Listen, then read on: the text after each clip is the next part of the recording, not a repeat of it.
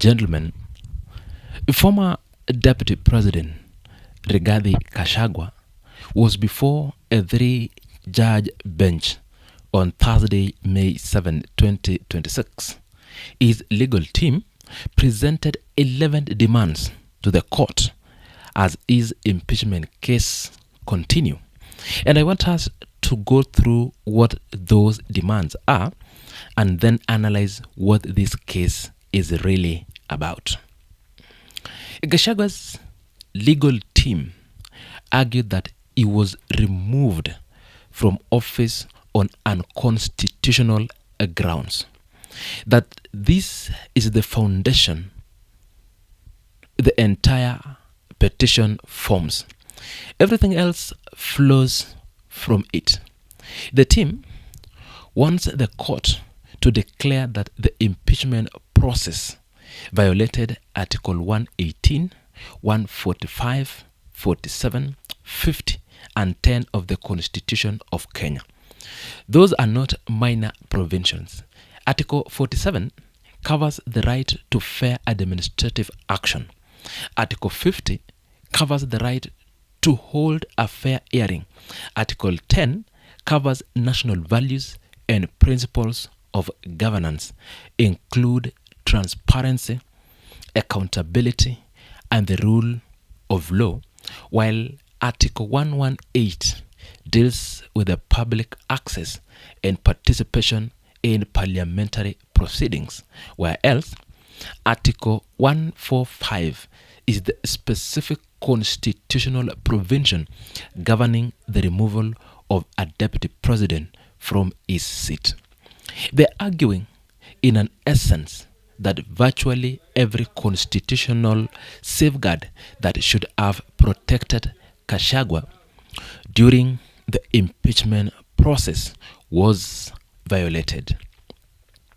The public participation angle is central to this case.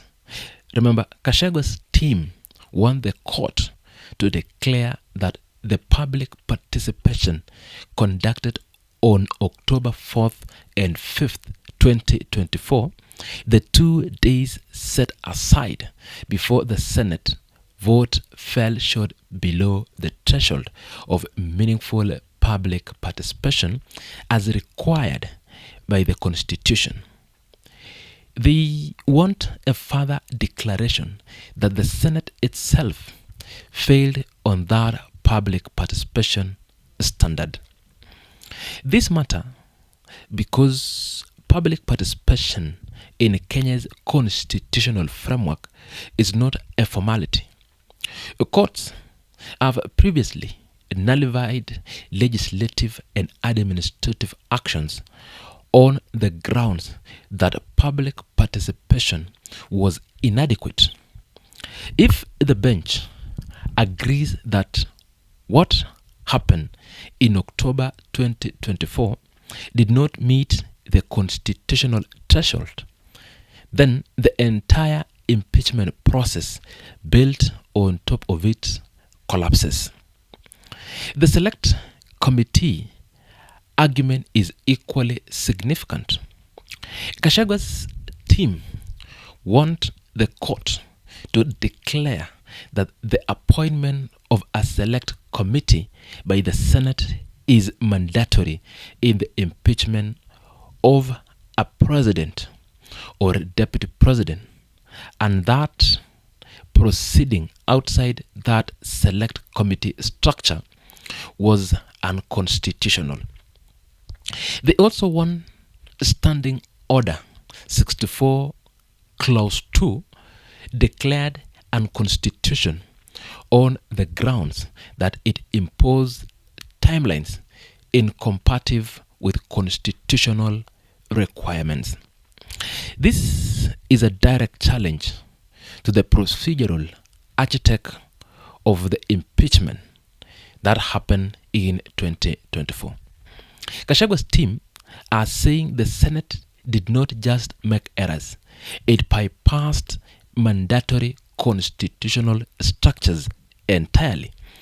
If the courts agree the National Assembly resolution of October 8th, 2024, and the Senate resolution of October 17, 2024, both of which the team once quashed, have no legal fundamentals to stand on themselves.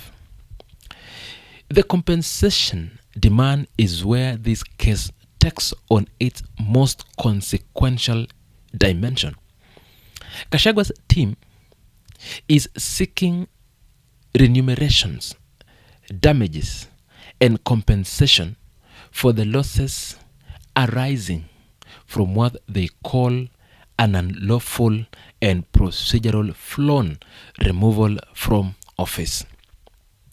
They want the court to pull a financial value on what was done to former Deputy President Rigathi Gachagua. That demand alone signals that there is not purely a constitutional restoration case, it is also a reckoning and a public one. The case sits before Justice Eric Ogolla, Anthony Mrima, and Frida Mugambi. The bench is expected to issue direction on the pending application and hear arguments on the substantive petition. That means this case is still in its procedural stage and the final determination is not imminent.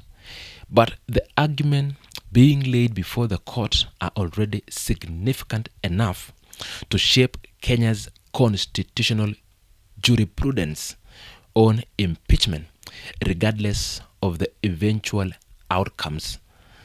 The political backdrop to this legal battle cannot be separated from the legal argument themselves. Gachagua became the first deputy president in Kenya's history to be impeached in October 2024. Since then, he has publicly alleged that bribes were solicited in both the National Assembly and the Senate to secure votes for his removal.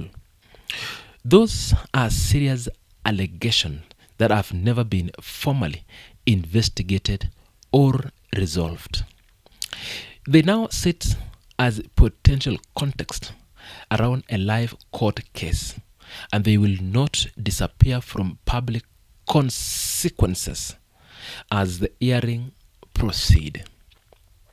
Gachagua has since formed the Democracy for Citizens Party and positioned himself as a central figure in the opposition coalition building ahead of the 2027 and as a negotiator of the Mt Kenya regional bloc.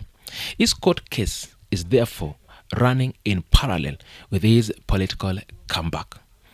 Every court day is a public reminder that his removal is contested. Every legal argument his team advances reinforce his central political narrative that what was done to him was not constitutional process but political execution. For the Ruto administration, this case represents a sustained legal and reputational liability. A ruling that finds even partial merit in Gachagua's constitutional argument would validate what the opposition has been saying since October 2024, that the impeachment was politically motivated removal dressed in parliamentary proceedings.